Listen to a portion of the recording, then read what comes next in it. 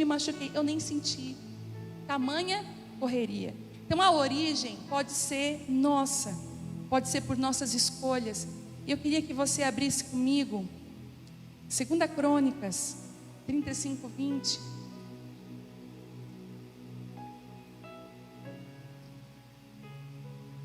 Eu gosto muito de ministrar a palavra de uma forma expositiva.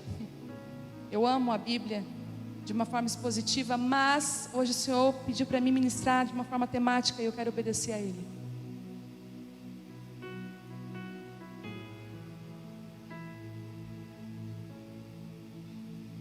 Isso, 2 Crônicas 35:20.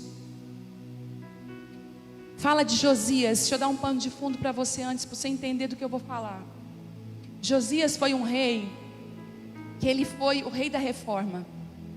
Quando Josias entrou para reinar, ele começou a fazer uma grande reforma. Ele tirou todos os ídolos da casa de Deus. Ele começou a fazer uma limpeza no templo. Você vai ver ele sendo um rei segundo o coração de Deus. Ele obedecendo ao Senhor. E aí, é aquela famosa história, não sei se você já ouviu falar, que enquanto eles limpavam o templo, eles acharam as escrituras. Levaram ao rei, o rei ficou desesperado. Olha, nós não estamos cumprindo o que está escrito, a lei havia se perdido.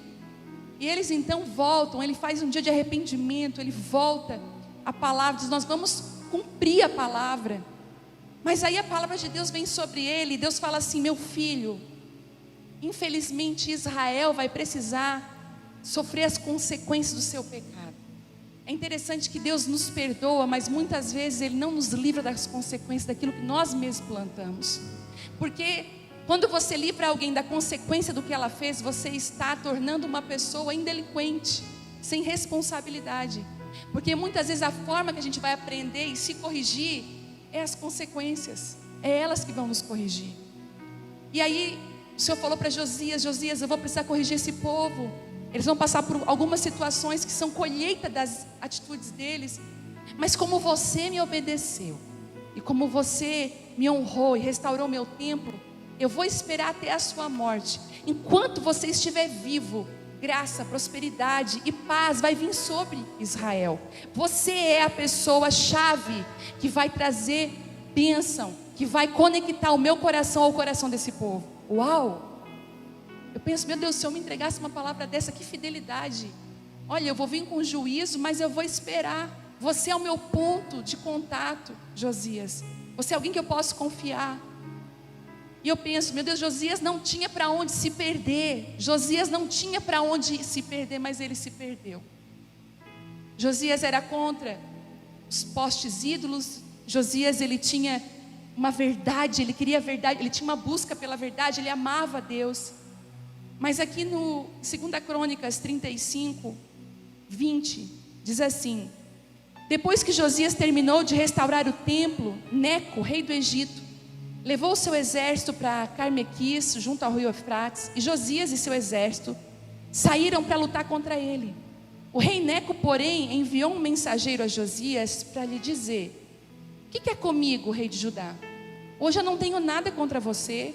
Eu estou a caminho da batalha contra outra nação, e Deus ordenou que eu me apressasse. Não interfira com Deus que está comigo, ou Ele o destruirá. Josias, porém, não deu ouvidos às palavras de Neco, que ele havia falado, amando de Deus, e não quis voltar atrás. Em vez disso, disfarçou-se e levou seu exército para a batalha na planície do Megido. Arqueiros do inimigo atingiram o rei Josias com suas flechas, e ele gritou para os seus homens: tirem-me da batalha, pois eu estou gravemente ferido. Então tiraram Josias de sua carruagem, o colocaram em outra e levaram de volta para Jerusalém, onde morreu e foi sepultado no cemitério dos reis. Uau! Eu estava no aeroporto de Teresina, Piauí, e eu falei assim: Deus, o Senhor tem falado muito comigo sobre troca de cardápio, de alimento. E eu falei com Deus: eu vou usar esses tempos nos aeroportos, que são cansativos, são difíceis, mas eu quero me distrair com outra coisa, para me alimentar de uma comida nova.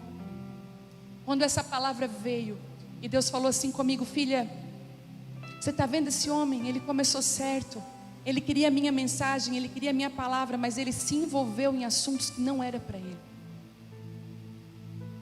E por se envolver em situações alheias que não era para ele, ele perdeu a promessa. Porque o Senhor é fiel. Escute uma coisa, se você não tem a dúvida da fidelidade de Deus, se Deus derramou uma palavra sobre você, se alguém falou uma palavra sobre você, se Deus te prometeu algo, Ele é fiel e vai se cumprir. Eu estou aqui, eu sou prova viva disso. Ele é fiel. Cada palavra, cada vírgula, cada ponto que Ele fala, Ele cumpre.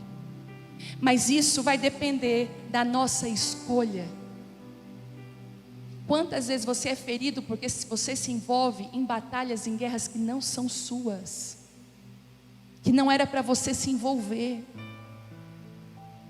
Sabe aquela briga da parentela? Não te mete.